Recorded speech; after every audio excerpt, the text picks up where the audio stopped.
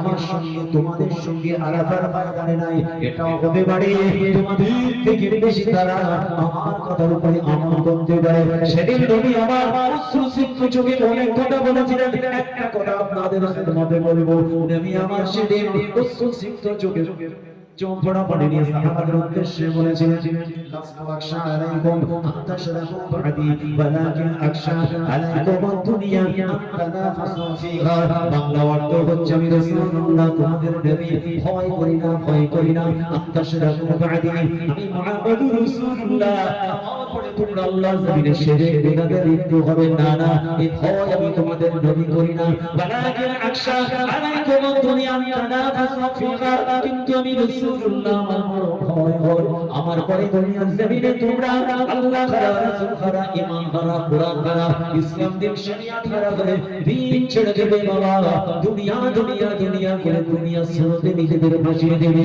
ওয়ালাকিন আখশা আলাইকুম দুনিয়া তানাফাসু ফিহা, এই দুনিয়ার মানুষ বাস্তব ইতিহাস হয়ে যায়, আমরা দিন ভুলে গিয়ে দুনিয়া করে আমরা ব্যস্ত আছি। হ্যাঁ কিনা বলেন? আমরা দুনিয়া নিয়ে ব্যস্ত না দিন নিয়ে ব্যস্ত? বলেন সত্যি কথাটা বলেন। দুনিয়া নিয়ে ব্যস্ত। সকাল হচ্ছে ঠান্ডা, বালিশে মাথা দিচ্ছি ঠান্ডা, আর স্বপ্ন দেখছি ঠান্ডা, চাকরি নামাজ নেই, রোজা নেই, শরিয়ত নেই, দিন নেই, কিচ্ছু নেই, শুধু ঠান্ডা। আরে ঠান্ডা ধরো, সমস্যা নেই, রাজনীতি করুন, শরিয়ত সম্মত করুন, মায়ের কোল খালি করে নয়, এদিকে সর্বনাশ করে নয়, খোদার ঘরে ভুলে গিয়ে নয়, শরিয়তের বিধানের গলায় পা দিয়ে আল্লাহর পছন্দ করে। রাজনীতি করুন না, সমস্যা কি আছে? কে বারণ করেছে? কিন্তু রাজনীতি করতে গিয়ে নামাজ ছেড়ে দিলেন, নিজের ধর্ম ভুলে গেলেন, শরিয়ত ভুলে গেলেন, কোরআনের আইন ভুলে গেলেন, ওই ঝান্ডা আপনাকে বাঁচাবে না। ঈমান শরিয়ত আল্লাহ সুন্নাহর ঝান্ডাই কিন্তু আপনাকে বাঁচাবে। আপনি কোন ঝান্ডা বলছেন আমি ওটা জানি না, আমার কাছে বিষয় এটা, যে ঝান্ডা ইচ্ছা করুন। কিন্তু দরজা ভুলে গেলেন, বাপ মাকে ভুলে গেলেন, স্ত্রীকে ভুলে গেলেন, যেটা আগুন হয়ে আছে। এটা দুনিয়া না, দিন যে দুনিয়া। নবী বলেন, আমি ভয় করি না সেবা করব, কিন্তু আমার ভয় দুনিয়ায় পাগল হয়ে যাবে।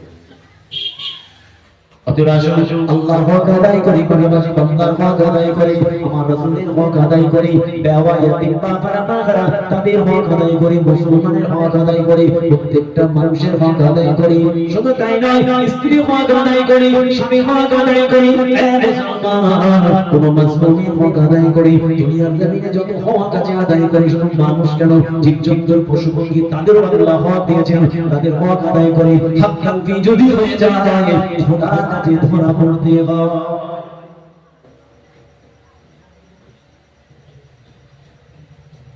আল্লাহ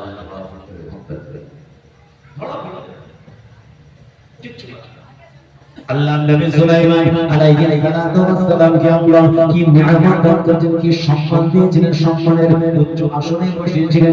একদিন নবী সুলাইমানের দরবারে একটা মেহমান এসেছে, ছোট্ট একটা পোকা, রাজদরবারে কি বসিয়েছেন নবী সুলাইমান।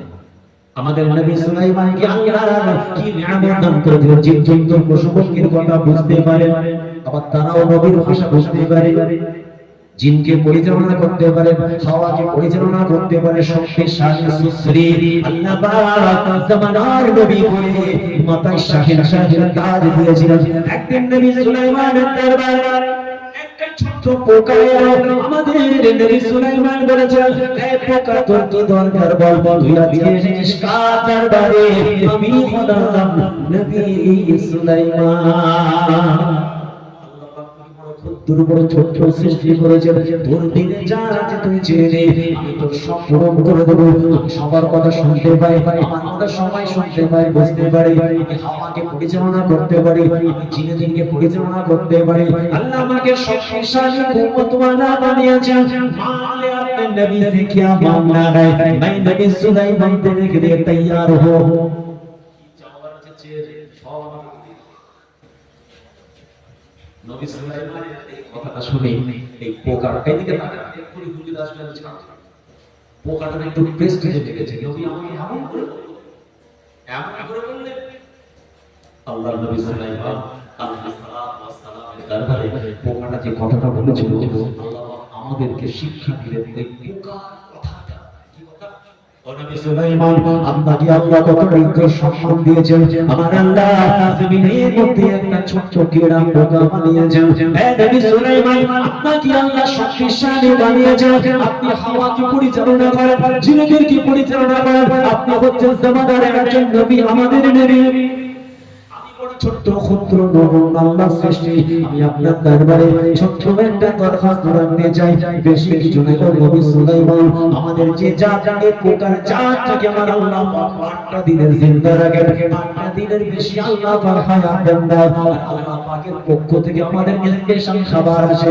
দুনিয়ার কোনো মানুষ আমাদের খাওয়াই না খিলানে ওয়ালা আপনার আমাদের খিলানে ওয়ালা সেই আল্লাহ আপনার যিনি রাজা আমাদেরও তিনি রাজা আপনাকে যিনি পান করান আমাদেরকে তিনি পান করান আপনার যিনি হায়াত দিয়েছেন আমাদেরও তিনি হায়াত দিয়েছেন আপনার যিনি মওত দেবেন আমাদেরও তিনি মওত দেবেন ও নবী সুলাইমান আল্লাহ পাক আপনাকে এত উচ্চ আসন দিয়েছেন আযম দরজা আমি ছোট্ট পোকা আপনাকে নবী হিসেবে দরখাস্ত করছি আমার জন্য আল্লাহ যে খাবারটা পাঠান একটুখানি খাবারটা বাড়িয়ে দেন এক নম্বর দুই নম্বর হলো আল্লাহ 8টা দিনের বেশি আমাদের হায়াত দেন না ও নবী সুলাইমান আমার মতো ছোট্ট পোকার হায়াতটা একটুখানি বাড়িয়ে দিন এই দোয়া চাওয়ার সঙ্গে সঙ্গে নবী সুলাইমানের দরবারে দুটো কামনা দরখাস্ত যখন জমা পড়েছে দুনিয়ার মানুষ দেখেছিল কিতাবের মধ্যে এসেছে নবী সুলাইমানের দু চোখে শুধু পানি গড়িয়ে যায়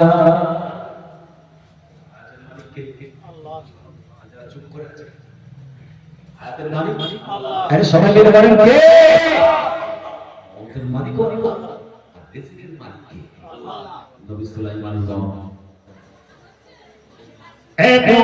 আল্লাহ যারা বড় ছোট সৃষ্টি করেছেন বড় নগণ্য ক্ষুদ্র কিন্তু তুই যে কথাটা বলেছেন নবী সুলাইমান আমি অবাক হয়ে গেলাম যিনি তোকে খাওয়াবেন তিনি আমাকে খাওয়াবেন যিনি রিজিক দেবেন তিনি রিজিক দেবেন সকলে দাঁড়িয়ে যান